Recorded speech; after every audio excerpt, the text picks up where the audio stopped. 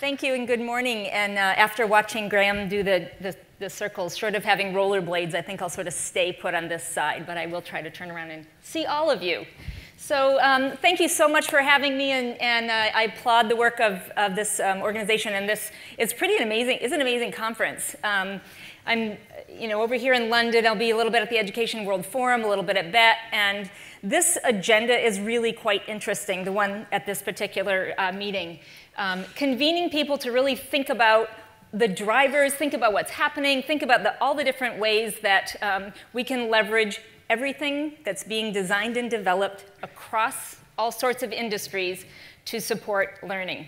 So learning is definitely the focus, and we are really excited. About 2 months ago, we launched the National Education Technology Plan in the US. Any country is welcome to have this. It's licensed for use, reuse, mix it up, mash it up, pick the pieces you like, et cetera.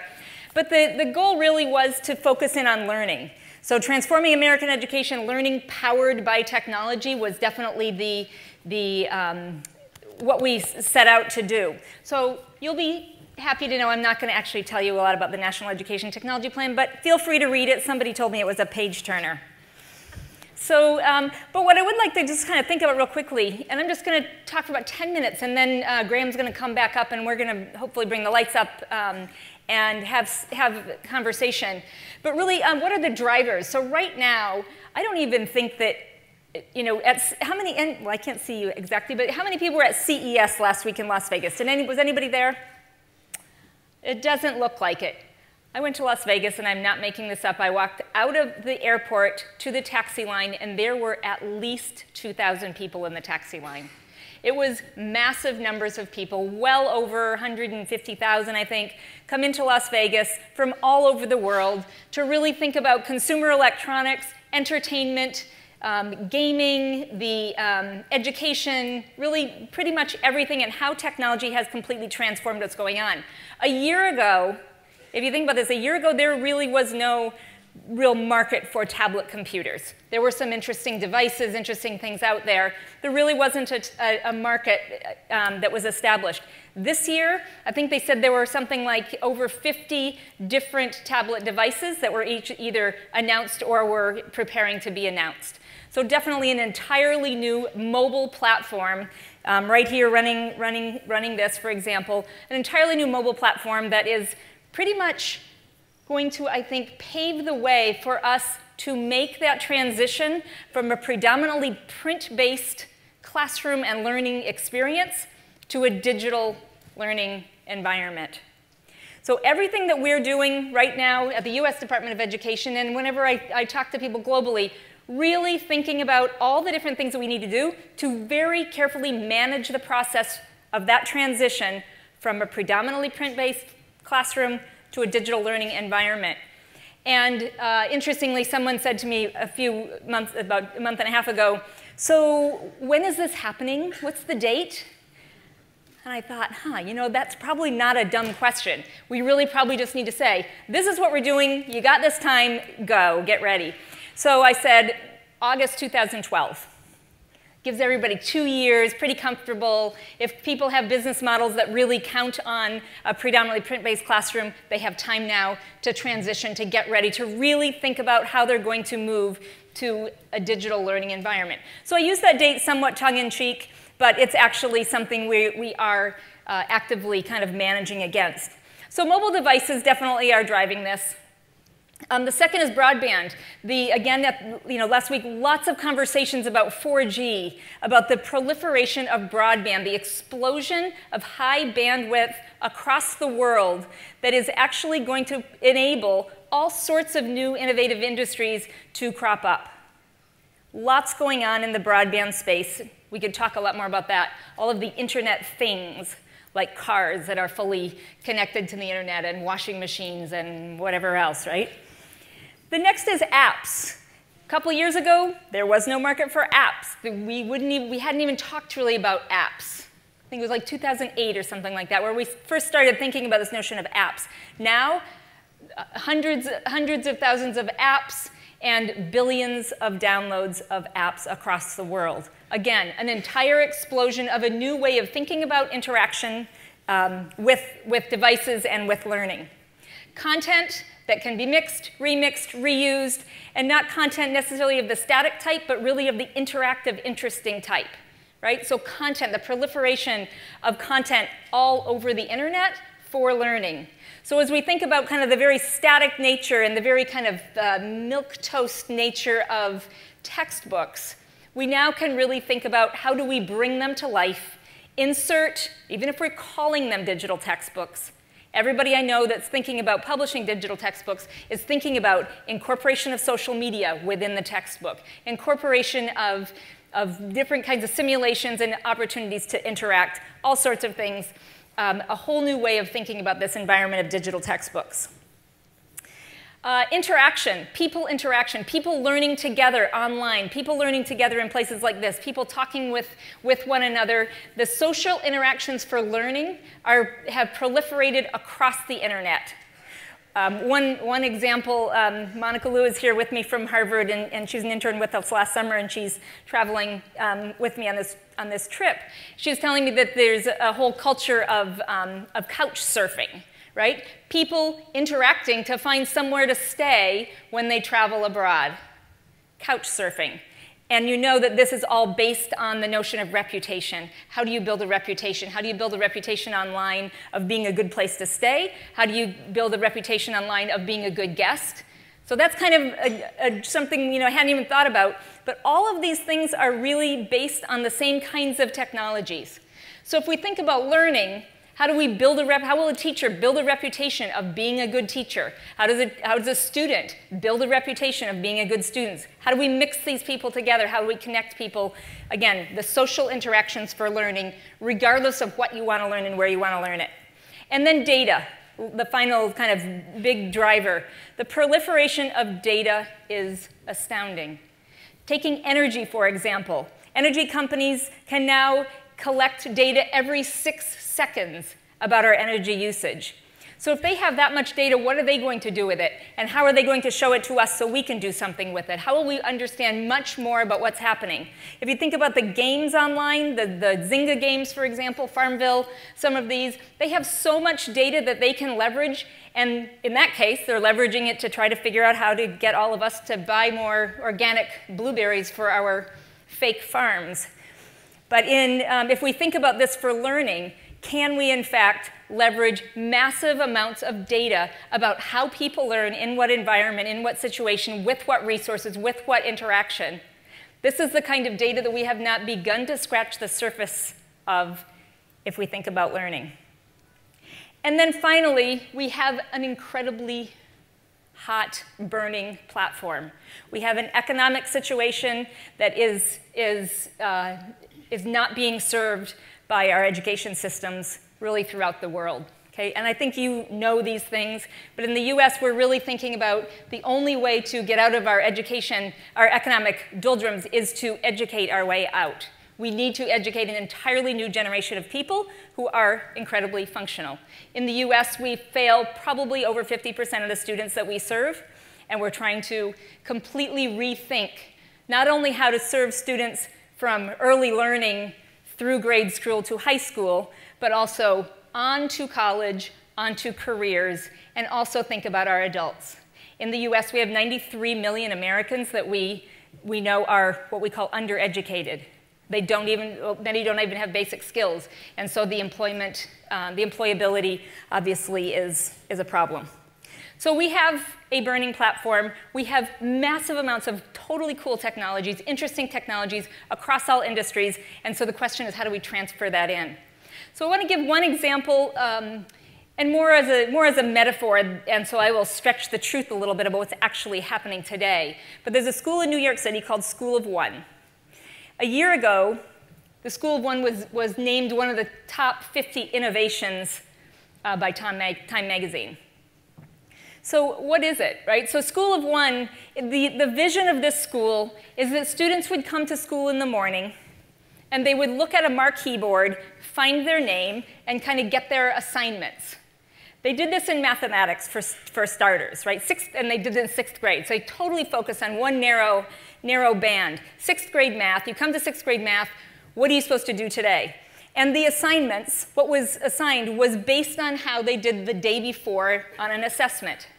So what's interesting about this is the assignments aren't all individual, as in you now are on this lesson, and it's kind of like one of our old integrated learning systems. The assignments are based on a growing list of interventions that can be more and more interesting, more and more informed the more they get used. They can discard the ones that actually aren't effective, because every day the students take a little bit of an assessment, and the assignments are group work. They might be work with manipulatives. They might be work with a teacher. They might be work with peers. But what's happened is that it's changed the model of thinking about what students do when they go to that classroom. So in a school of one, so now let's kind of go, and I would say they're kind of wobbling down this path. They now are using this in 3 schools for 6th grade mathematics. Wobbling down this path because they're still trying to figure out the algorithms. They're still trying to figure out how do they look at the data and understand what to do next. But let's think about what could make School of One take off, not just for 6th grade mathematics in 3 little schools in New York City, but for masses of learners across the world. So first, it's really developing and designing better and better learning technologies. What are the games? Can we develop things that are as engaging and interesting as video games and as effective as a human tutor? Right? So what are the kinds of things that we can develop and design that will help students be better and better and better? And how can we think about this to totally personalize the experience? Personalized learning is incredibly participatory, and it's very engaging and interactive and interesting. The second is assessment technologies that improve and increase the feedback loops to students and teachers and other people who need it. So the assessments are at the ground every single day, telling people what to do and why and how, and then they can bubble up to whoever needs them across the system, rather than kind of from on high swooping in with assessments, getting some data, and taking off again. So better and better assessment technologies to improve feedback loops.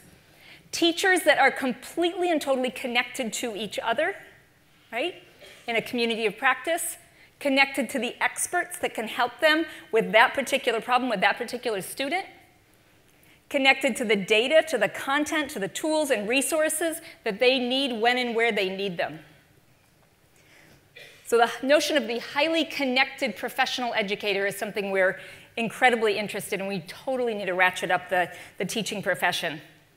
And if all this is in place, then our infrastructure becomes mission critical. We need devices in the hands of students every day. We need to go home with them so they can continue working at other places. It's a 24/7 continuous learning loop and a mission-critical infrastructure. And finally, we're thinking about productivity. And in a School of One situation, what happens when we don't accept massive failure, right? We don't say, well, we're moving on because now it is not October 24th, it's October 25th. So this is the next lesson that we're doing. Instead, everybody is on at that kind of peak performance point where they are doing exactly what they need to be doing that is not too frustrating and not too boring, but they are, in fact, fully engaged in what's right at their level. So productivity is an interesting one because one of the drivers is moving from a seat time, how much time have you spent, and therefore I give you credit, to a completely competency-based model. And so the question people say is, well, what will we do with those students if they finish algebra by February? Then what happens, right?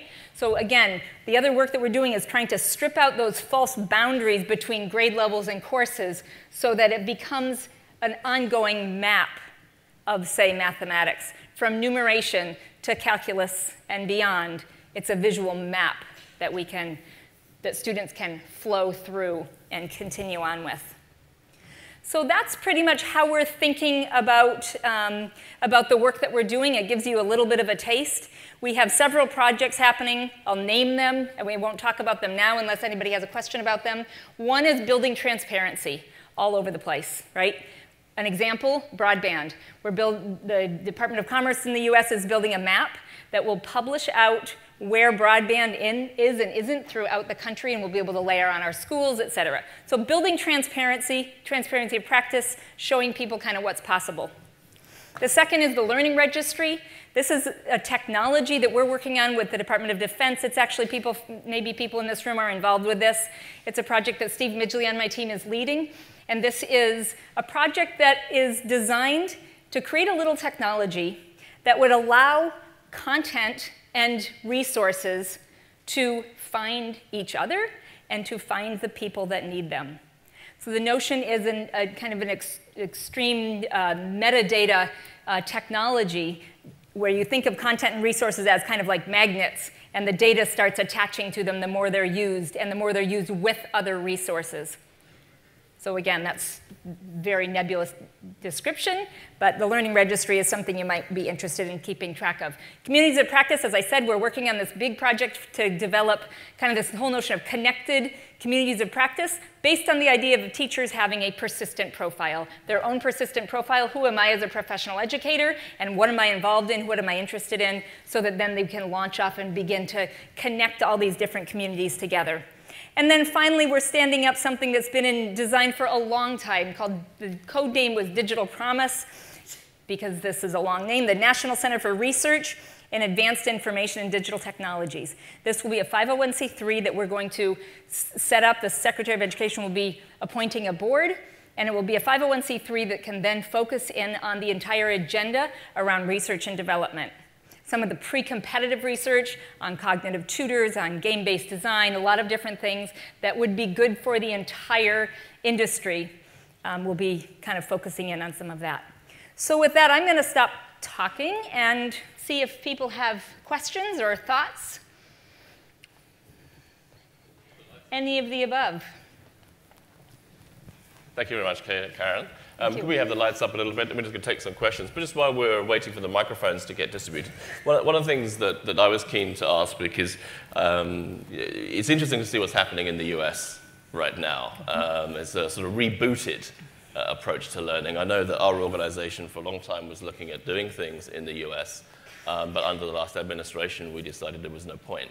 But under this one, there seems to be a lot more happening. I'm not asking you to make a political comment here or anything like that. But what's happened is in the UK, it's kind of gone into reverse, in the sense there seems to be a schizophrenia between, on the one side, we have the BIS, which is for business, and the Department of Culture, Ministry and Sport, and then the Department of Education, which is on the one side, we're looking at growth and how we stimulate growth and nurture talent through the education system. Because obviously the growth areas now aren't in manufacturing because we don't have any here. Right. People don't want to work in an office. And the creative digital information technology industries are growing very, very fast. But the UK is going further and further behind. So on the one hand, we have a government department that is saying, we need growth, we need growth, we need growth, we need to nurture this talent and so on. And on the flip side, we have a new administration in education that says, actually, you know what, we don't want any of this technology stuff. I want to go back to basics and learn Latin. I'm just wondering. Yeah, that's absolutely. I mean, without getting into the politics and so on, yeah. could you comment on that? Absolutely. I mean, we're really seeing education as bipartisan. It really is, as there are lots of things going on in the US and all over the world, really. Education's totally bipartisan, and I'll tell you why. Number one, we have got to think about education as building productivity, as focusing on the development of productivity. Again, industry spends billions of dollars retraining people who come in to get a job. Job retraining is huge. Students take many, many remedial courses when they get to community college or college. We have an incredibly unproductive system of education. So we're looking at how can learning technologies build productivity, again, help people have the opportunity to be successful the first time through. So that's one thing. The second thing is we're very focused on innovation, and innovation is not a partisan. There aren't Democrats are for innovation or Republicans for innovation. Everybody really understands that the economy needs to be driven by an increasing ability to be innovative, and we need to completely retool our education system so that we're developing a generation of students who actually can fully function in a highly innovative, competitive, interesting global environment. So it sounds to me that you're actually looking at not so much as a reboot of your education system, but a completely new operating system. Transformation. New operating system. That's good, yes. Okay, could I take some questions from the audience now? So who's got one? The gentleman just here. Can we have the microphone? If you could just introduce your name, your organization, and then ask your question, but please keep the questions brief. Thank you. Yes. Hello, and I'm from the US, and my name is Norman Bosch, and I work at BrainPop, which is an online education company. Good. And my question is, you talked about School of One as a work in progress. Are there any things you can point to that is sort of more successful right now, that's actually working, that you're enthusiastic about, maybe 2 or 3 examples?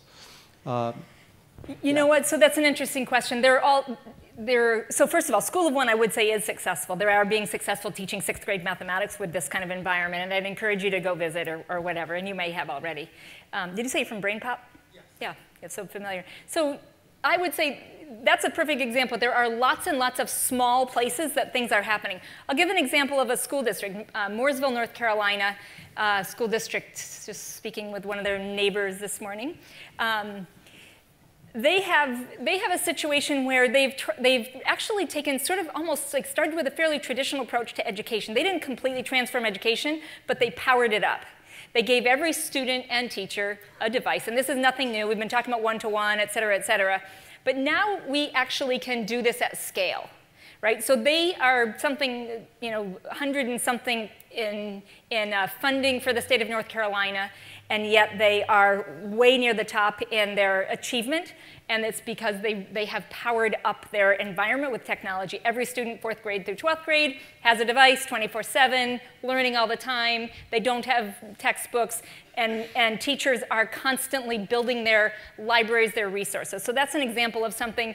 And when you go visit, you can wander in and out of all the classrooms, right? They're just like, have at it, go talk to people, talk to kids, lots going on. And I will tell you, the one thing visiting there, it's kind of like this. It's you go into a classroom, there is no front of the room, right? So there's maybe an interactive whiteboard on one side, all the students are kind of all over the place, a teacher's desk, a regular bulletin board or whatever. It's the classroom is totally interactive. That's one. I think the interesting things are where people are really totally focusing on powering up the student, and the student 24/7. Because that's when we get out of the constraints. It's when, if the teacher isn't necessarily highly effective, the students can sort of jump over the teacher and still have the opportunity to learn. There are lots of other research projects, other things happening. Yeah. Thank you. There's a question over here from the gentleman. My name is Clifford Brown. I'm from Dublin, Ireland. My area of interest is in teacher education. Now, I think the debate at the moment is very much focused on the learner and transformation of the learning experience for students. However, I think the teacher often gets lost in this debate. And teacher as learner, and especially teachers as continuous learners. What initiatives are you undertaking in the US in terms of teacher preparation as students before they become teachers, and then continuous professional development after that? Because I think the biggest challenge is teacher mindset, and all this is not right. Totally. So one of the things I think, so I love this question because, and I love how you actually framed it, because you basically said teachers are learners. Yes, so if we focus on the learner, guess what? That includes the teacher. So every single day, how are teachers learning? Every person in this room, if I ask you, how do you learn? And when you wake up in the morning, you need to learn something new, what do you do? Right? So everybody's a learner. So that's the first thing, is to build that culture. There's something, so just a little example. Anybody heard of Top Coder? Anybody? Coder? No, Top Coder. Anyway, you can look online at different kinds of environments where people have their persistent profile.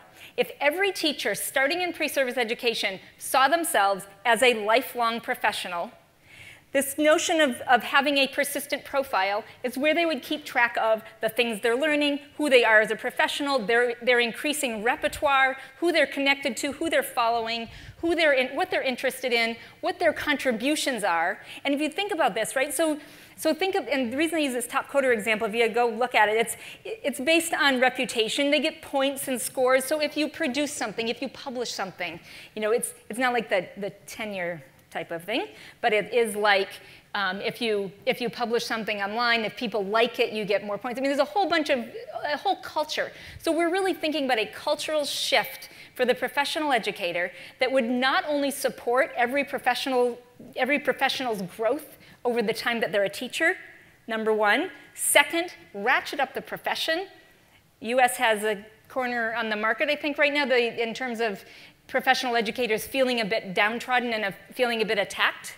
And we don't want that to be. We want to totally ratchet up the profession. And the third thing I would say is that if teachers going into the classroom had everything they needed so that they could be successful, they would be much more inspired and excited and interested. Right now, they don't. It's two hands tied behind their back. They have kids coming in. Leave your phones off, everything in the locker, sit down. You've heard the story, the power down. And so what we really want to think about is how do we totally power up the classroom and make sure the teachers are completely connected to everything they need to do their work. To do that, we have to move to a digital learning environment. With that, I'd like to thank you very much. Everyone show appreciation for Cator this morning. Thank you. Thank you.